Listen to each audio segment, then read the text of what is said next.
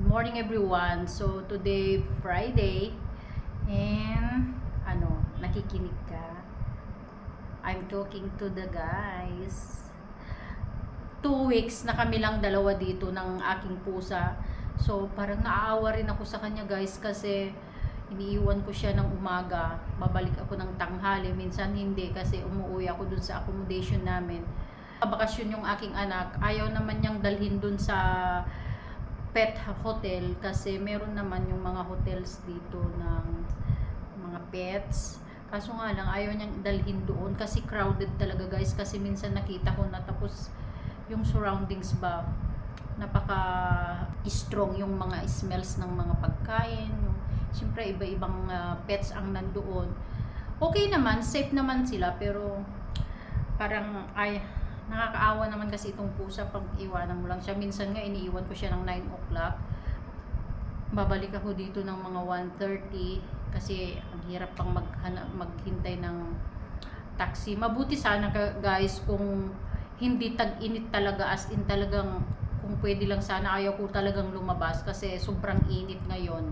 Pwede akong maglakad sana kasi ano lang naman, 8 minutes. Pag mabilis ka, makuha ko pa ng 5 minutes. Pero kasi kailangan talagang mag-taxi. So ito lang. Tapos nakakapagod din. So far so good. Ay, pag ganitong panahon guys, parang gusto ko ring magbakasyon. Kaso nga lang wala pa akong 2 years. Sa Pinas ngayon, tag-ulan na ngayon, di ba? Pagkapagod din ang magtrabaho ng araw-araw. So, ito, off ko, pero may pasok ako mamayang gabi. Overtime yun guys, kasi wala namang they need me. Nung 3 days na dito ako, my gosh, hindi talaga ako pinatulog itong pusa. Yung kumbaga parang siya, yung feel niya nung uncomfortable kasi first time niyang iniwanan ng anak ko ba. So ayan guys, nagluluto na ako ng kanin kasi ang hirap maluto yung kanin ko, yung brown rice. Naglilinis na rin ako ng manok forever. Ito lang ang mura ngayon guys. Ayan, manok. So today parang gusto kong magpakbet. Ayan, meron naman pala may sitaw. Ayan, kompleto. Kung mag-fried rice, meron akong mixed vegetables. May ampalaya. And okra. Ayan. Meron din akong sitaw, kamatis, luya. Oh, pwede magpakbet ako. And sardinas. Ayan. And bumili ako ng, mura lang ito guys, ng watermelon. Sana matamis. Sana matamis ang watermelon. Kasi minsan meron ako yung nabibili, hindi matamis. Pangit ng lasa, malabnaw.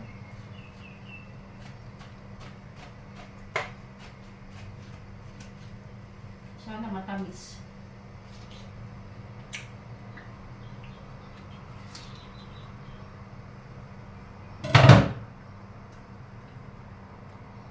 Malabnaw guys.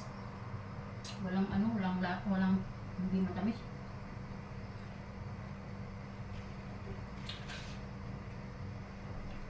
Pero baka pag yung malamig na, magiging matamis na siya.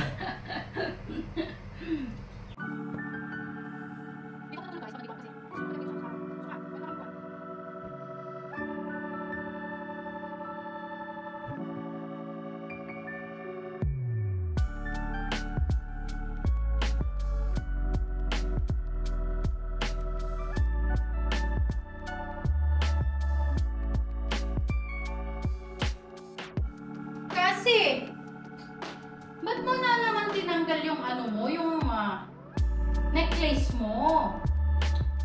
Ang kulit mo talaga. Come here. How you remove? Gusto kong pag-aralan. Paano na kaya natatanggal ito? Ang liit-liit. Come here.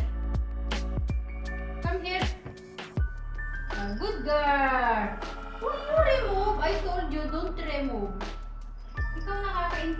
ha. Paano ba tinatanggal namin? Don't remove. Okay? Be good. I will clean na. Para malinis na yung house natin. Ha? Darating na ang ate-ate mo. Okay? Ate! I miss you, ate! Ay, naku, itong pusang ito ay.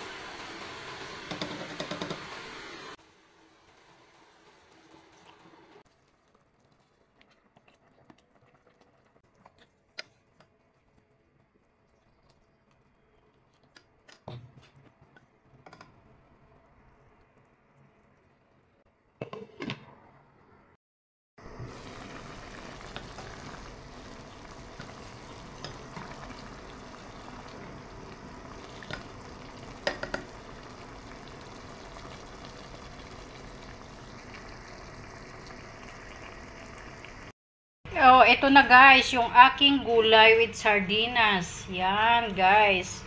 Kung ayaw nyo ng sardinas, pwede nyo naman siyang ihalo sa gulay. Ang sarap, 'di ba? Ayan guys, kain tayo. Hi guys, kain tayo. Ito yung rin na lang sa mga may ayaw ng sardinas guys. Pero masarap talaga. Hindi ako, gusto ko ng sardinas, pero minsan may time na syempre yung nalalasahan mo, hindi matanggal-tanggal dyan sa ano mo, sa panlasa mo. Pero kakain ka lang ng ano, mga sweets pagkatapos kumain, di ba? Para hindi mo masyadong malasahan yung lasa niya kung ayaw mo ng puro na sardinas. Kagaya ko, pwede mong ihalo sa mga gulay.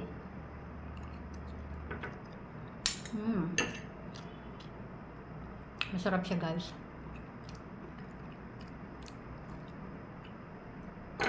Bigla kasi akong nag-crave, 'di ba? Meron yung mga viral ngayon yan kay Tito Mars.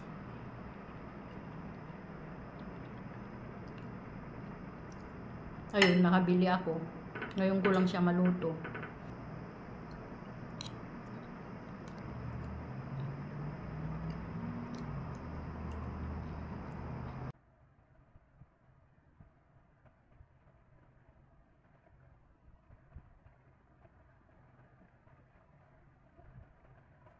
No, nani. No. Ay, naku, ang kulit mo. Magpapa-beauty ako, naning ko. Huwag kang makulit. Wow, beautiful nails, nani. Beautiful nails. Ano? Wow. Wow, wow. Nice. Ah, nice, di ba? Oh.